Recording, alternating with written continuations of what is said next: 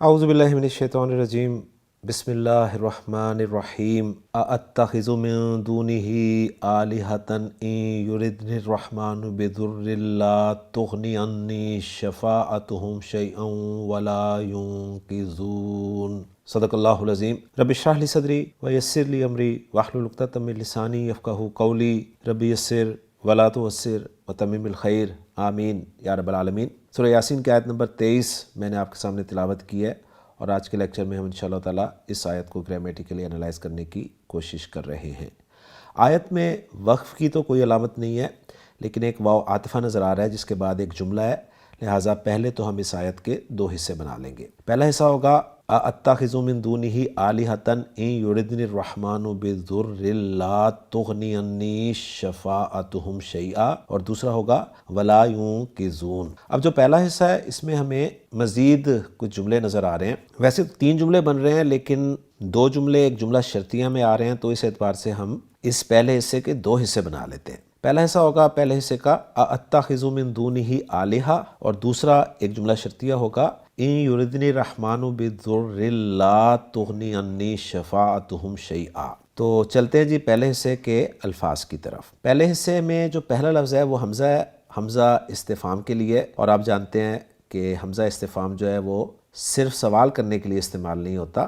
حمزہ استفہام یا جو بھی الفاظ ہوتے ہیں استفہام کے لیے، ان سے بعض اوقات دوسرے مطالب بھی لیے جاتے ہیں۔ تو بہرحال یہ حمزہ استفہام کا ہے۔ اتخذ فعل مضارع معروف مرفوع واحد متکلم کا صیغہ ہے۔ حمزہ خا اور ذال حروف مادہ ہیں، باب افتعال سے استعمال ہوا ہے، اتخذ یا تاخذو، اور پھر حمزہ کو تا میں تبدیل کر کے جب دونوں تاؤں کو مرج کر دیا گیا تو کچھ یوں بنا اتخذ یتخذو۔ مصدر اس کا اتخاذن ہوتا ہے، 2 مفعول ڈیمانڈ کرتا ہے، اس کے معنی بنانا کے پکڑنا کے ہوتے ہیں۔ یہ جو اتخذو ہے اس میں جو حمزہ ہے یہ فعل مضارع میں واحد متکلم والا صیغہ ہے، یہ اس کا حمزہ ذہن میں رکھیے گا۔ من حرف جر ہے جس کے بعد دون کا لفظ آپ کو مجرور نظر آ رہا ہے، اسم ہے، اور دون کے ساتھ جو ضمیر لگی ہوئی ہے ضمیر مجرور متصل واحد مذکر غائب کی آپ دیکھ رہے ہیں۔ آلہۃ جو ہے یہ الہ کی جمع ہے، جمع مکسر ہے، اور نکرہ ہے،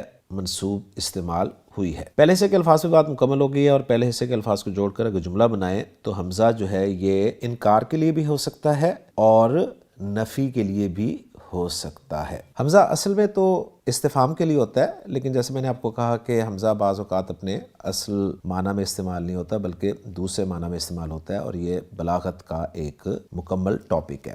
حمزہ اگر نفی کے لیے ہو تو اس سے مراد کیا ہوتی ہے؟ اس سے مراد ہوتی ہے کہ آپ جو اگلی بات ہے اس کی نفی کر رہے ہیں، اور اگر حمزہ انکار کے لیے ہو تو پھر انکار جو ہے وہ 2 طرح کا ہوتا ہے، ایک انکار جو ہے توبیخی ہوتا ہے اور ایک انکار جو ہے وہ تکذیبی ہوتا ہے۔ انکار توبیخی جو ہے وہ بھی 2 طرح کا ہوتا ہے، ماضی کے اعتبار سے بھی ہوتا ہے اور مضارع کے اعتبار سے بھی ہوتا ہے۔ انکاری توبیخی حمزہ اگر با اعتبار ماضی ہو تو اس کا مطلب یہ ہوتا ہے کہ ماضی میں ہونے والی چیز کا وقوع مناسب نہ تھا، اور انکاری توبیخی اگر مستقبل کے اعتبار سے ہو تو اس کا مطلب ہوتا ہے کہ مستقبل میں یہ نہ ہونا چاہیے جس کا سوال کرنے والے کو خطرہ ہے۔ اسی طرح جو حمزہ انکاری تکذیبی ہوتا ہے یہ بھی 2 اعتبارات سے ہوتا ہے، ایک با اعتبار ماضی، اس کا مطلب ہوتا ہے کہ یہ معاملہ ماضی میں نہیں ہوا تھا، اور اگر با اعتبار مستقبل ہو تو اس کا مطلب ہے کہ یہ تو ہرگز نہ ہوگا۔ تو یہ سارے معنی جو ہیں آپ سامنے رکھیں گے تو انشاءاللہ تعالیٰ آپ کو اس آیت کا مفہوم بالکل واضح ہو جائے گا۔ اتخذ فعل با فاعل ہے، انا ضمیر مرفوع مستتر اس کا فاعل ہے، اور اس کے بعد من حرف جر ہے جس کے بعد دونی ہی مضاف مضاف الیہ کا مجموعہ ہے، اور یہ جار اور مجرور یعنی من دونی ہی جو ہے یہ کیا بن رہا ہے، اس حوالے سے مختلف آراء ہیں جی، اعراب کی کتابوں میں آپ کو ملیں گی۔ ایک رائے تو یہ ہے کہ یہ متعلق تو ہے ہی، ظاہر بات ہے جار مجرور متعلق ہی ہوتا ہے، تو یہ اتخذ فعل کے متعلق ہے، ایک رائے یہ ہے۔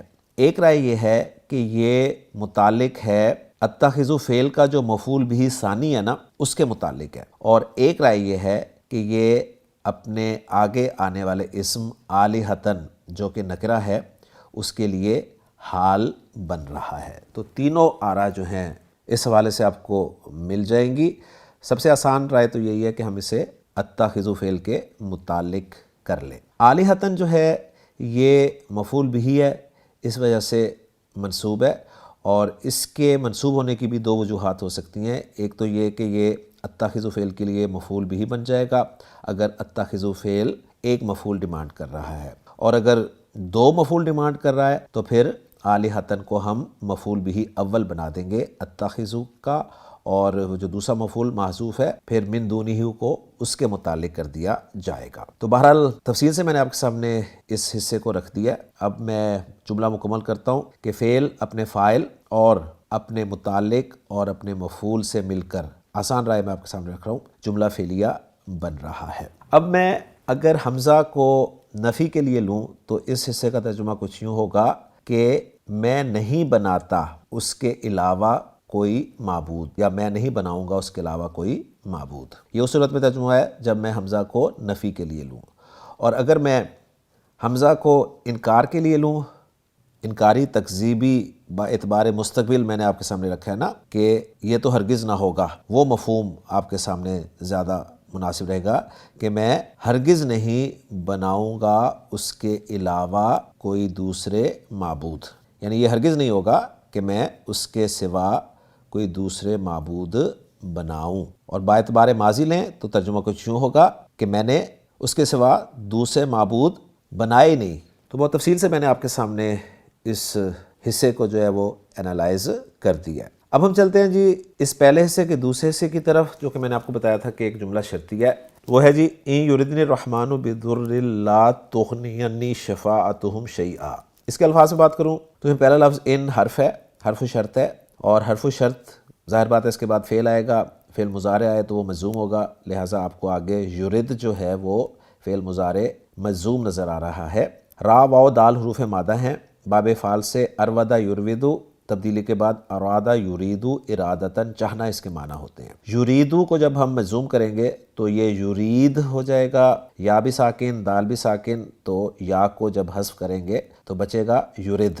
تو یرد واحد مذکر غائب کا صیغہ ہے جی۔ نون جو آپ کو نظر آ رہا ہے زیر والا، یہ نون وقایہ ہے، اور یہ نون وقایہ بتا رہا ہے کہ اس کے بعد مفعول بہ کی ضمیر جو ہے یا متکلم وہ محذوف ہے۔ الرحمن جو ہے یہ اسم مرفوع ہے، واحد ہے، مذکر ہے اور معرفہ ہے، اللہ کا نام ہے۔ آگے حرف جر با نظر آ رہا ہے آپ کو، جس کے بعد ذرن لفظ جو ہے اسم مجرور نظر آ رہا ہے، تکلیف کے لیے یہ لفظ استعمال ہوتا ہے، واحد ہے، مذکر ہے، نکرہ ہے۔ لا حرف نفی ہے، تغنی جو ہے یہ پھر فعل مضارع مجزوم آپ کے سامنے آ رہا ہے، غین نون اور یا حروف مادہ، باب فعل اغنا یا یغنیو، تبدیلی کے بعد اغنا یغنی اغناءن، ایک معنی اس کے ہیں کسی کے کام آنا، تو باب فعل سے یہ استعمال ہوا ہے، واحد مؤنث غائب کا صیغہ ہے یہ، اور یہ اصل میں تغنی تھا جس میں سے یا جو ہے وہ مجزوم ہونے کی وجہ سے ڈراپ کر دی گئی۔